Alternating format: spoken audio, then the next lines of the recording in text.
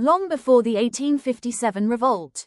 Before Rani Lakshmibai picked up the sword, there was another queen, a fierce warrior, a strategist, a mother who turned into a revolutionary. Velu Nachiyar, the first Indian queen to wage war against the British.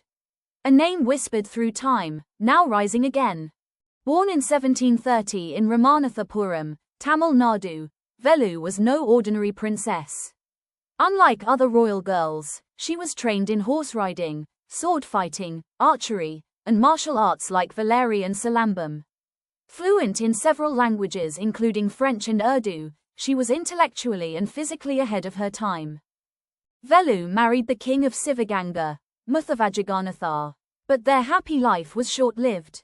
In 1772, the British East India Company, along with the Nawab of Arcot, attacked Sivaganga. The king was killed. Velu and her daughter barely escaped with their lives. For the next 8 years, Velu lived in exile.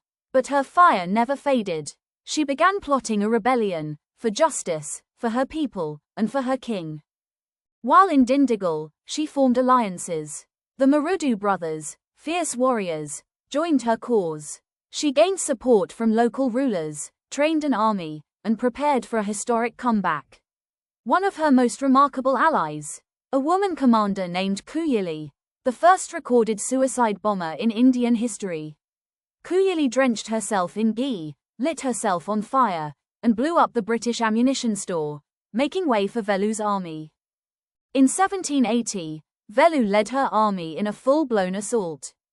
Her strategy was meticulous, her timing perfect.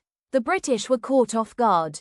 After years of planning, Queen Velu Nachiyar reclaimed her kingdom. She ruled as a sovereign queen for over a decade, long before the world knew of Rani Lakshmibai or Jhansi. Unlike many rulers of the time, Velu Nachiyar wasn't just a warrior, she was a visionary. She built granaries, supported arts and culture, and ensured peace in her kingdom. Her governance was people-centric, just, and culturally rich.